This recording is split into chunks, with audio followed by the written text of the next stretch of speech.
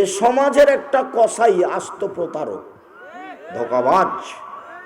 এরকম যত মানুষ আছে সমাজসেবক হিসাবে, চেয়ারম্যান, মেম্বার, এমপি, ওসি, দারোগা, ডিসি, এডিসি, ডাক্তার, বড় ডাক্তার, জেল সুপার, যারা যেখানে আছে নিজ স্বার্থে সমাজের সেবা করছে, এরা শিক্ষিত নয়।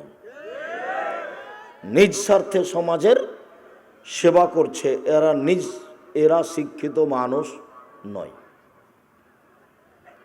শুধু দুনিয়াতে যদি মানুষের মতো মানুষ হই, তাহলে ধোঁকাবাজ প্রতারকও হতে পারে। কিভাবে? ওই যে নীলফামারী ডিমলা থানার সতেজ ব্রেনের ছেলেটা, দেখতে খুব সুন্দর, মেধা খুব ভালো, বাইরে থেকে পড়ে এসেছে, বড় ডাক্তার, সে এখন পিজে হাসপাতালের ডাক্তার, 3 লক্ষ টাকা বেতন, গ্রামে আসে একদিন, তবুও 4টা-5টা করে পরীক্ষা দিয়ে দেয়, টাকা ইনকামের প্রয়োজন। প্রেসক্রিপশনে 1000-1500 টাকা লাগে, আর ঔষধ ওই কোম্পানির লিখে, যেই কোম্পানি তাকে টাকা দিয়েছে। ও জানে যে এর চেয়ে ভালো কোম্পানি আছে, তারপরেও ও ওই টাকার আশায় এই কোম্পানির ওষুধ লিখে। আর সহযোগী যত আছে সবাই মেয়ে মানুষ, বেটি ছেলে। নীলফামারী, জলঢাকায়, ডিমলাতে নাকি কোনো পুরুষ মানুষ নেই, তো সেই কারণে তিনি এমন করছেন।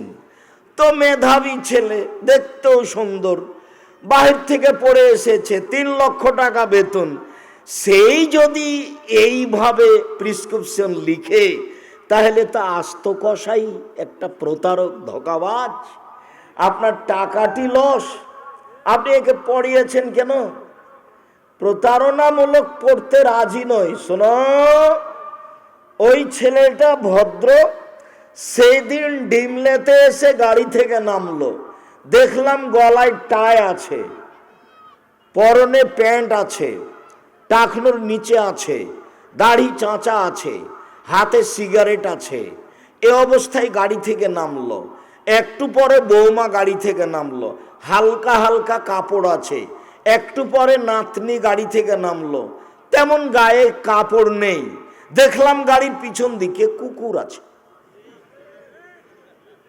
কুকুর প্রিয় মানুষ হলো ইহুদি খ্রিস্টান, তো গাড়ির পিছনে কুকুরের মূর্তি আছে, না হয় কুকুর আছে, তো আপনার টাকাটি তো লস। আল্লাহর নবী বললেন বিদ্যা উঠে যাবে, মূর্খতা বেড়ে যাবে। তো ডিমলা থানায় 20 বছর পূর্বে যত শিক্ষিত মানুষ ছিল, আজকে তার চেয়ে কম না বেশি? বেশি। তাহলে আল্লাহর নবী মিথ্যা কথা বলেছেন? নাউজুবিল্লাহ মিন যালিক। আল্লাহ নবী বলেছেন বিদ্যা উঠে যাবে আর মূর্খতা বেড়ে যাবে। আল্লাহ নবী বলেছেন মূর্খতা বর্ষণ হবে আর বিদ্যা উঠে যাবে। তুমি এখন বলো যে এই ডাক্তার শিক্ষিত মানুষ, বলো দেখি, এই ডাক্তার শিক্ষিত মানুষ নয়।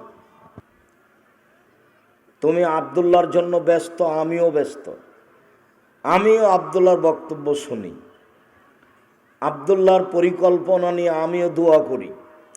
তার মনে একটা স্বাদ, দেশ জুড়ে সে মক্তব চালু করবে ইনশাআল্লাহ, যেখানে শিক্ষা কার্যক্রম এবং দাওয়াতি কার্যক্রম থাকবে। কেন এ পদক্ষেপ নিল? দেশ দুনিয়া ঘুরে এসে বুঝলো ইহুদি খ্রিস্টান বুদ্ধি বিক্রি করে খায় আর বিদ্যা বিক্রি করে খায়। তাই পদ্মা সেতুতে ওরা হলো ইঞ্জিনিয়ার আর আমরা হলাম কামলা, কিষান। তো এই দুঃখ কোথায় রাখি? দেশ ঘুরে বুঝলাম যে বিদ্যা বুদ্ধি বিক্রি করেই খায়।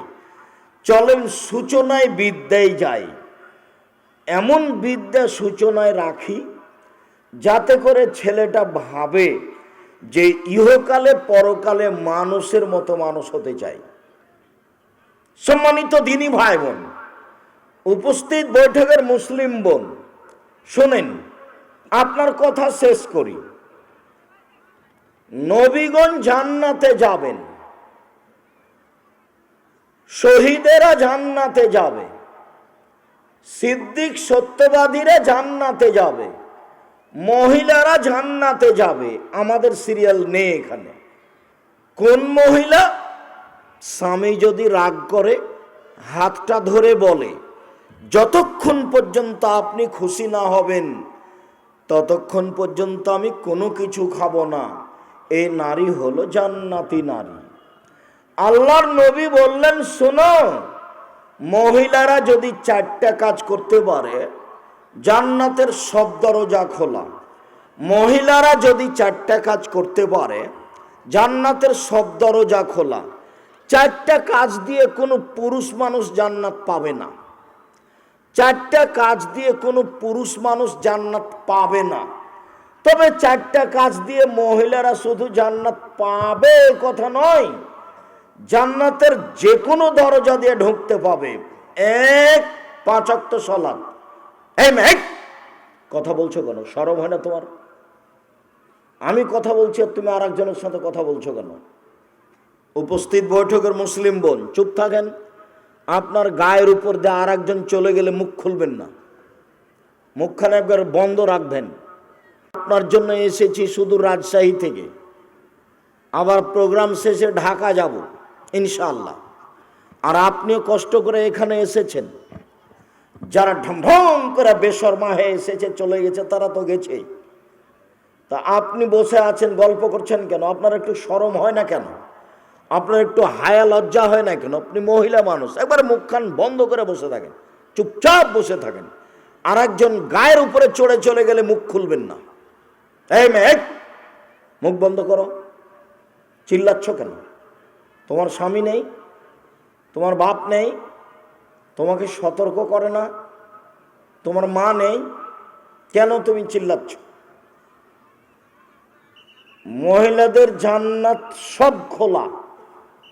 1, 5 ওয়াক্ত সালাত, 2, রমজান মাসে রোজা, 3, স্বামীকে মেনে চলা, 4, জেনায় লিপ্ত না হওয়া। বাস 4টে জিনিস করলে জান্নাতের সব দরজা খোলা। 1, 5 ওয়াক্ত নামাজ, 2, রমজান মাসের রোজা, 3, স্বামীকে মেনে চলা, তিতা লাগলেও মিঠা লাগলেও। মাস মাস স্বামীর সাথে কথা বলেন না, সপ্তাহ সপ্তাহ স্বামীর সাথে কথা বলেন না। খাওয়ার টাইম হলে মেয়েকে বলেন, এই তোর বাপকে খাওয়ার দিয়ে। খাওয়ার টাইম হলে বৌমাকে বলেন, তোমার শ্বশুরকে খাওয়ার দিয়েছ। আর আপনি কোনো সময় সামনে গেলে থ্যাকস করে গিলাসটা রেখে এদিকে চলে যান। এইটা কেন? আপনার ভালো না লাগলে সংসার ত্যাগ করেন, খোলা তালাক নিয়ে সংসার ত্যাগ করতে পারেন, কোনো সমস্যা নেই। এইভাবে ঝুলন্ত থাকেন কেন? তাকে মেনেই চলতে হবে, তিতা লাগলেও মিঠা লাগলেও। আব্দুর রাজাক সাহেব, থামেন থামেন থামেন, আমাদের পক্ষে একটু কথা বলছেন না কেন? ওর মুখ খারাপ, সেই জন্য আমি তাকে মেনে নিতে পারি না। মুখ খারাপ যার, তার ভালো আচরণ নেই। আমি বহুবার বলেছি, স্ত্রীকে কটু কথা বলা যাবে না, গালি দেওয়া যাবে না, নিন্দা করা যাবে না। ওই পুরুষ মানুষ ভালো যে স্ত্রীর হক দেয়। যে স্ত্রীর হক দেয় না সে হলো বদ কামিনা মানুষ। স্ত্রীর হক কি? এই ছেলে বসো, ব্যস্ত হয়ে পড়লে তুমি ঢং ঢং করে এত দূরে কিভাবে যাবা? তুমি একটু ধৈর্যের পরিচয় দিতে হবে, কষ্ট হলেও। আমরা লম্বা আলোচনা করব না, এই কথাই ঠিক। আমরা আসতে অনেক দেরি করেছি।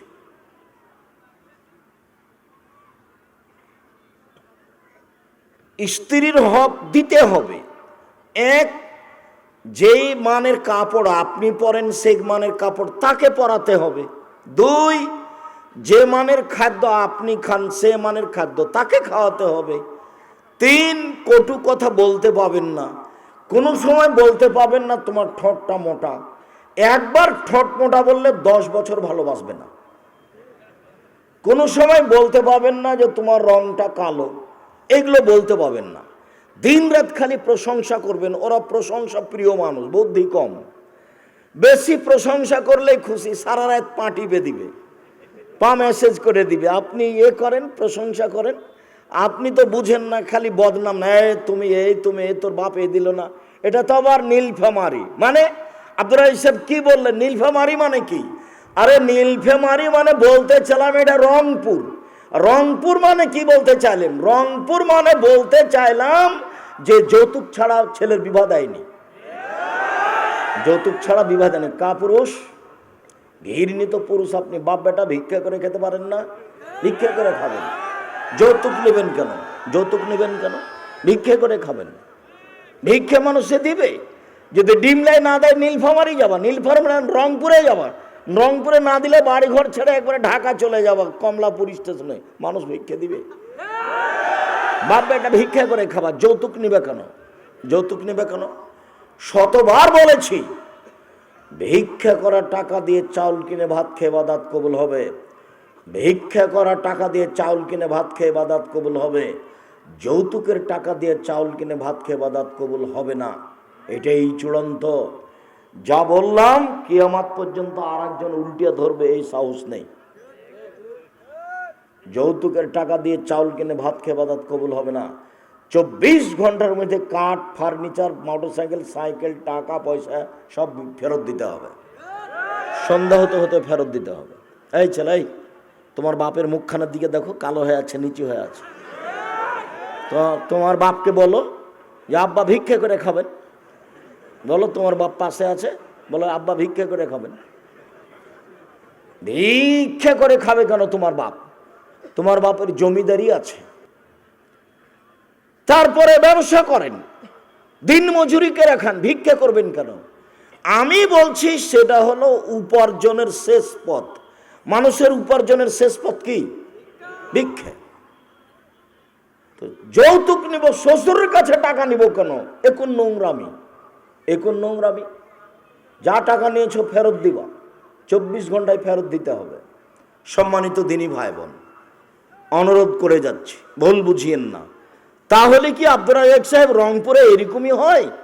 আমার তদন্তে সারা বাংলাদেশ জুড়ে যা আমি খোঁজ নিয়েছি, তাতে বৃহত্তর রংপুর যত জেলা, দিনাজপুর যত জেলা, এই দুটা জেলাতে বেশি হয়। রংপুর, লালমনিরহাট, নীলফামারী, কুড়িগ্রাম, পঞ্চগড়, ঠাকুরগাঁ, গাইবান্ধা, এইসবগুলো বেশি আছে। জয়পুরহাট, বগুড়া এবার কমতে থাকবে। গাইবান্ধা, রংপুর, লালমনিরহাট, নীলফামারী এরা বুঝে নিয়েছে যে টাকা দিয়েই, টাকা নিয়েই ছেলের বিবাহ দিতে হয়। এরা কি বুঝে নিয়েছে? টাকা নিয়েই ছেলের বিবাহ দিতে হবে, এটাই বুঝে নিয়েছে। আগে ভিক্ষে নিতে হবে জুলুম করে, তারপরে ছেলের বিবাহ দিবে। টাকা ফেরত দিবেন। কাপুরুষ, টাকা নিয়েছেন কেন? আব্দুর রাজ্জাক সাহেব এত শক্তভাবে বলছেন কেন? আপনাকে শক্তভাবে বলে আপনাকে কথা স্মরণ করাতে চাচ্ছি। এত নোংরা কাজ, 5 ওয়াক্ত নামাজ পড়েন, তাহাজ্জুদ পড়েন, কেন করবেন? এত আপনার হারাম খাওয়ার স্বাদ কেন? সম্মানিত দিনী ভাই বোন, বলছিলাম পাপের জগতে সুদের পাপের যে ভাষা উল্লেখ করা হয়েছে, এরকম কোনো ভাষা আর কোনো পাপের জন্য উল্লেখ করা হয়নি। অবাক পাপ পৃথিবীতে, সুদের পাপ। অবাক ভাষা পৃথিবীতে, পাপের নামে অবাক ভাষা। পাপের জগতে সবচেয়ে ভিন্ন ধরনের ভারী অবাক ভাষা ব্যবহার করা হয়েছে সুদের পাপের। 1 মিনিট। রাসূল সাল্লাল্লাহু আলাইহি সাল্লাম বলেন, মায়াকুল দিরহাম রিবাহ ইয়ালাম আসাদ্দু মিন সিত্তাতি ওয়া সালাসিনা জিনিয়া।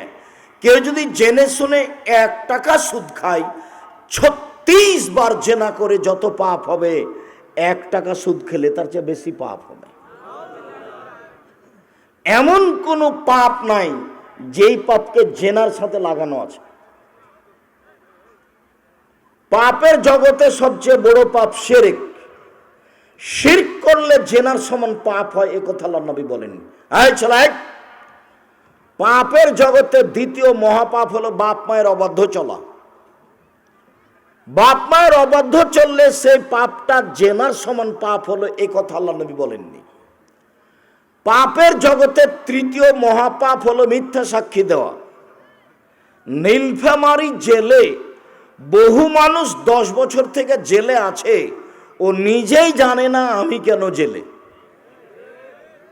জজ জানে না ঘটনা কি, উকিল জানে না ঘটনা কি। মিথ্যাভাবে মামলা দিয়েছে, মিথ্যা সাক্ষী খাড়ো করেছে। সাক্ষী বলছে আমি 2 চোখে তাকে মারতে দেখেছি, জজের সামনে বলছে। অথচ যার ব্যাপারে বলছে সেদিন সে বাড়িতেই ছিল না, সেদিন ছিল চট্টগ্রামে, কিন্তু ওকে দমানোর জন্য 1 নম্বর আসামি করেছে তাকে। এখন সাক্ষী লাগবে, তো সাক্ষীকে বলেছে 50,000 টাকা দিব, তুই সাক্ষী দিবি। হ্যাঁ, কি দিতে হবে বলেন? আমি বলবো সেভাবে। তুই বলবি যে আমি নিজে চোখে দেখেছি মারতে। তো 30 বছর জেল হয়ে গেল। জজ তো দেখলো ঘটনায়, যার জন্য পাপের জগতে তৃতীয় পাপ কোনটা? মিথ্যা সাক্ষী। মিথ্যা সাক্ষী মহাপাপে, কথা ঠিক, কিন্তু পাপকে জেনার সাথে জড়ানো হয়নি। এই চলে আবার শোনো,